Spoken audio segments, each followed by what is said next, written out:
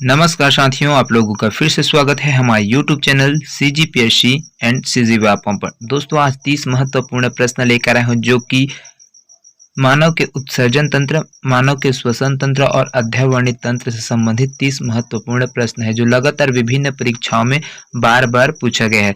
तो जितने भी नए दोस्त हमारे इस वीडियो को पहली बार देख रहे होंगे, हमारे चैनल को सब्सक्राइब कर लीजिएगा, साथ में बेल आइकन को भी प्रेस कर लीजिएगा ताकि आप लोगों को वीडियो नोटिफिकेशन के माध्यम से मिलता रहे।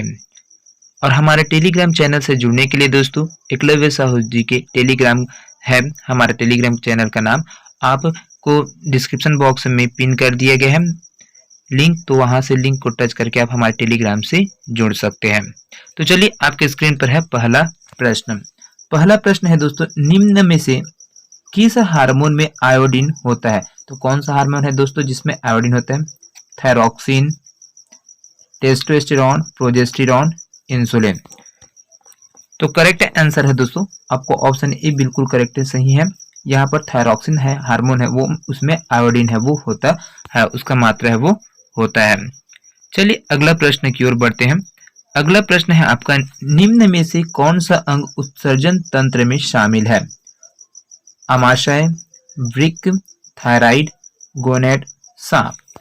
यहाँ पर इसका करेक्ट आंसर क्या हो जाएगा दोस्तों? जो उत्सर्जन अंग में तंत्र में शामिल है, तो आपका ऑप्शन बी बिल्कुल करेक्ट है। यहाँ पर वृक्क है जो उत्सर्जन तंत्र में शामिल है। तो कौन सा अंग पूछा गया? तो ये वृक्क है, आपका जो किडनी है ना, किडनी है कि इसमें जो आपका उत्सर्जन तंत्र है उसमें शामिल होता है और ये फिल्टर करने का काम है वो करता है।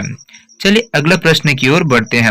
अगला प्रश्न है, वृक्क की क्रियात्मक एवं संरचनात्मक इकाई है नेफ्रॉन, रेनिंग, एंजाइम, पेप्सिन। तो जो क्रियात्मक एवं संरचनात्मक इकाई है दोस्तों वृक्क की किडनी के, तो वो हो जाएगा आपको ऑप्शन ए बिल्कुल करेक्ट हो जाएगा, नेफ्रॉन। नेफ्रॉन है वृक्क की क्रियात्मक एवं संरचनात्मक इकाई है। चलिए अगला प्रश्न की ओर बढ़ते हैं। अगला प्रश्न है, निम्न में से किस अंग का कार्य अपवहन डायलिसिस द्वारा किया जाता है? तो किसका काम है दोस्तों जो डायलिसिस द्वारा किया जाता है? कौन सा अंग है? यकृत, हृदय, वृक्क, फुफ्फुस। तो इसका करेक्ट आंसर है दोस्तों आपको ऑप्शन सी बिल्कुल सही हो जाएगा। वृक्क है जो डायलिसिस का काम है वो करता है। जो ऑर्गन है ना, एक मुख्य ऑर्गन है ना, आपका किडनी मुख्य ऑर्गन है, ये क्या करता है? डायलिसिस की क्रिया द्वारा किया जाता है।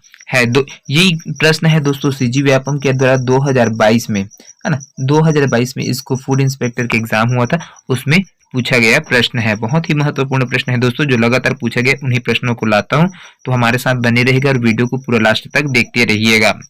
अगला प्रश्न है आपका, वृक्क द्वारा उत्सर्जन के अतिरिक्त और कौन सा कार्य किया जाता है ना? तो उत्सर्जन के काम करता है वृक्क, उसके अतिरिक्त और कौन सा काम करते हैं दोस्तों? पराशरण नियमन में, ताप नियमन में, हार्मोन्स नियमन या फिर एंजाइम नियमन में। तो इसका करेक्ट आंसर हो जाएगा दोस्तों आपका ऑप्शन ये है, बिल्कुल सही हो जाएगा। वृक्क है जो उत्सर्जन का काम करने के साथ साथ यह पराशरण के नियमन में भी काम करता है। चलिए अगला प्रश्न की ओर बढ़ते हैं। अगला प्रश्न है आपका यहाँ पर, मानव किडनी पथरी में उपस्थित मुख्य रासायनिक यौगिक होता है। तो मनुष्य का जो किडनी है उसमें जो एक पथरी रोग होता है ना, पथरी रोग है, उसमें जो उपस्थित मुख्य कारक है और रासायनिक यौगिक है वो क्या है? Urea, calcium carbonate, calcium oxalate या फिर कैल्शियम सल्फेट। तो यहाँ पर जो पथरी है उसमें दोस्तों आपका ऑप्शन सी बिल्कुल सही आ जाएगा। पथरी में क्या होता है? कैल्शियम ऑक्सलेट होता है जो कि मुख्य उनका रासायनिक यौगिक के रूप में रहता है। इसको लेबर इंस्पेक्टर है 2018 की एग्जाम होता है, उसमें इस प्रश्न को पूछा गया है। चलिए अगला प्रश्न की ओर बढ़ते हैं।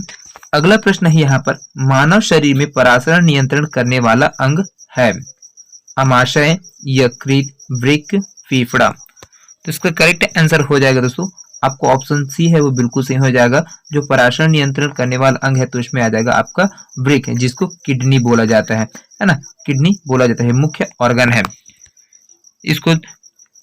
चलिए अगला प्रश्न है आपका, अगला प्रश्न है आपका श्वसन तंत्र से, निम्न में से कौन सा अंग आदम का सेब के रूप में जाना जाता है? तो कौन सा अंग है दोस्तों जो आदम के सेब के रूप में जाना जाता है? फेरिंग्स, लैरिंग्स, ट्रैकिया या फिर इसोफेगस। तो इसका करेक्ट आंसर हो जाएगा दोस्तों आपको ऑप्शन बी है बिल्कुल सही हो जाएगा। लैरिंग्स को है ना, सेब के रूप में जाना जाता है, जो आदम का सेब है उसके रूप में यहाँ पर जाना जाता है। चलिए अगला प्रश्न की ओर बढ़ते हैं। अगला प्रश्न है आपका यहाँ पर फेफड़ों के लिए ERV प्लस RV बराबर क्या होता है? FRC, VC, IRV या फिर TV? इसका करेक्ट आंसर हो जाएगा दोस्तों यहाँ पर फेफड़ों के लिए जो ERV प्लस RV है तो ये हो जाएगा FRC। चलिए अगला प्रश्न की ओर बढ़ते हैं। अगला प्रश्न है आपका मछली किस माध्यम से श्वास लेती है? नाक से, फेफड़ों से, फिन्स से या फिर गिल्स से? तो यहाँ पर जो मछली है वो श्वास लेने का कार्य किस में करते हैं दोस्तों? तो उनका जो श्वसन की क्रिया होता है वो आपको गिल्स के माध्यम से होता है ना। तो ये आपको ऑप्शन डी है वो बिल्कुल सही हो जाएगा, गिल्स। चलिए अगला प्रश्न है। अगला प्रश्न की ओर बढ़ते हैं। यहाँ पर श्वसन में ऊर्जा उत्पादित होता है, तो श्वसन में कौन सा ऊर्जा उत्पादित होता है दोस्तों? किस रूप में उत्पादित होता है? ADP के रूप में, ATP के रूप में, NADP के रूप में या फिर CO2 के रूप में? तो यहाँ पर इसका करेक्ट आंसर क्या हो जाएगा दोस्तों? जो श्वसन की क्रिया उसमें जो ऊर्जा है वो उत्पादित प्रोड्यूस्ड करता है तो वो क्या कहते हैं? ATP के रूप में यहाँ पर उत्पादित करता है ना। चलिए अगला प्रश्न की ओर बढ़ते हैं। अगला प्रश्न है आपका मानव शरीर का कौन सा भाग शरीर ताप को नियंत्रित रखता है? तो कौन सा भाग है दोस्तों जो शरीर के ताप को नियंत्रित रखता है? हृदय, फेफड़ा, यकृत, वृक्क? तो इसका करेक्ट आंसर हो जाएगा दोस्तों जो ताप को नियंत्रित करने के लिए प्रमुख अंग है वो दोस्तों आपका फेफड़ा है, वो हो जाएगा, क्योंकि जो फेफड़ा है आपका श्वसन अंग है जो शरीर के ताप को क्या करता है? नियंत्रित करता है ना। चलिए अगला प्रश्न है आपका। यहाँ पर अगला प्रश्न है आपका एक स्वस्थ व्यक्ति का हृदय 1 मिनट में औसतन कितने बार धड़कता है? 86 बार, 98 बार, 72 बार या फिर 64 बार? तो इसका करेक्ट आंसर हो जाएगा दोस्तों आपको ऑप्शन सी बिल्कुल सही हो जाएगा। एक स्वस्थ व्यक्ति है उनका जो हृदय है वो 1 मिनट में 72 बार धड़कता है। चलिए अगला प्रश्न की ओर बढ़ते हैं। अगला प्रश्न है आपका अध्ययवर्णी तंत्र से बहुत ही महत्वपूर्ण प्रश्न है जो लगातार पूछे गए वैसे क्वेश्चनों को लाए हैं दोस्तों।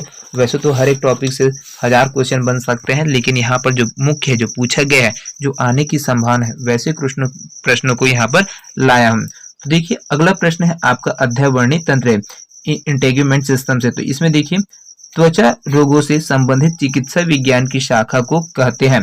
तो जो त्वचा रोग से संबंधित चिकित्सकीय विज्ञान है दोस्तों उसकी जो शाखा है उसको क्या बोले जाते हैं? डर्मेटोलॉजी, पैथोलॉजी, इम्यूनोलॉजी या फिर सेफ्रोलॉजी? तो इसका करेक्ट आंसर क्या हो जाएगा दोस्तों? जो चिकित्सा त्वचा रोग से संबंधित उसको डर्मेटोलॉजी के नाम से जाना जाता है। विज्ञान की वह शाखा जिसके अंतर्गत त्वचा रोगों से संबंधित कार्य किया जाता है उसको डर्मेटोलॉजी कहा जाता है। ये इसका परिभाषा हो जाएगा।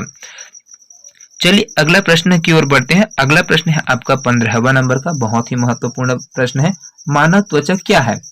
एक कोशिका है, एक उत्तक है, एक अंग है या फिर उपयुक्त तीनों नहीं या फिर उक्त सभी? तो यहाँ पर क्या हो जाएगा दोस्तों इसका आंसर? तो आपका जो मानव त्वचा है वो क्या है? एक प्रकार से एक अंग है। चलिए अगला प्रश्न की ओर बढ़ते हैं। अगला प्रश्न है आपका बहुत ही महत्वपूर्ण प्रश्न है ये, हड्डी रोग फ्लोरोसिस का कारण क्या है? यहाँ पर हड्डी रोग है एक फ्लोरोसिस, उसका कारण क्या है? जल में उपस्थित कीटाणुनाशक है, जल में उपस्थित फ्लोराइड है, जल में उपस्थित कार्बन डाइऑक्साइड या फिर जल में उपस्थित फ्लोरोकार्बन? तो इसका करेक्ट आंसर क्या हो जाएगा दोस्तों? ये जो फ्लोरोसिस है वो जल में उपस्थित एक प्रकार का फ्लोराइड है। चलिए अगला प्रश्न की ओर बढ़ते हैं। अगला प्रश्न है आपका 17वां नंबर का, बहुत ही महत्वपूर्ण प्रश्न है।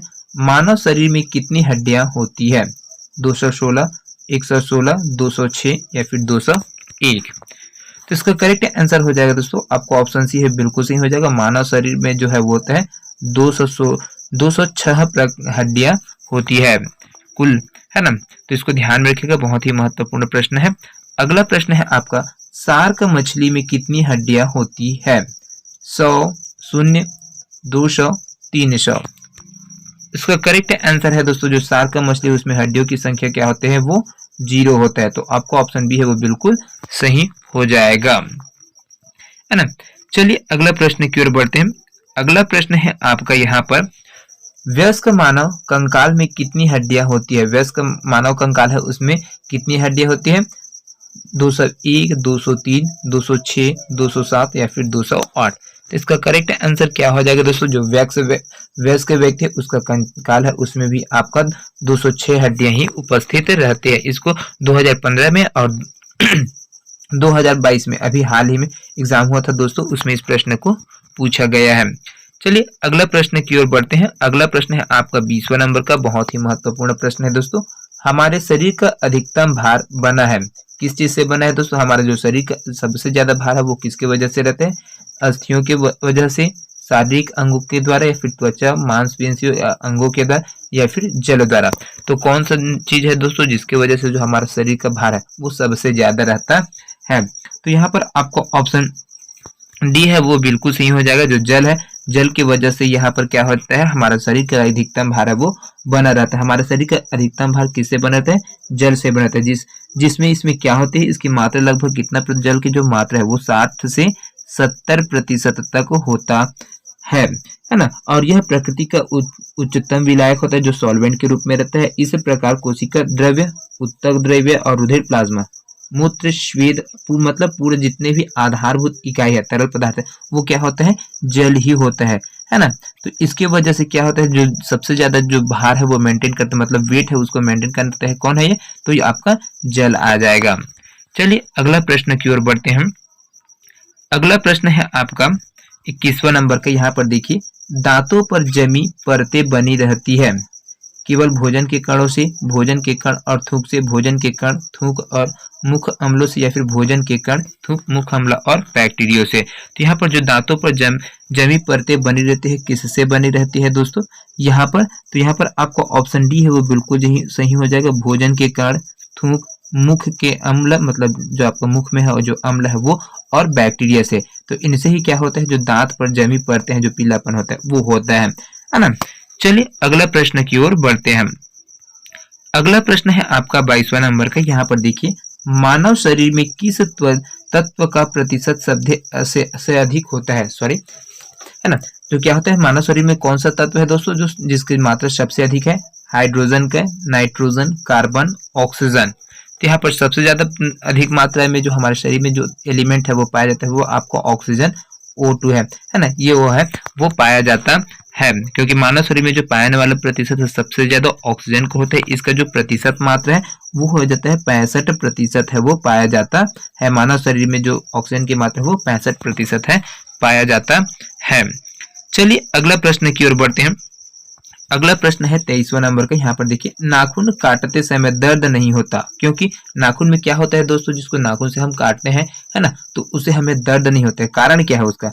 नाखून मृत कोशिकाओं के द्रव्य द्वारा बने रहते हैं जिसमें रक्त संचरण नहीं होता। दूसरा ऑप्शन है नाखून शरीर का बेकार हिस्सा है।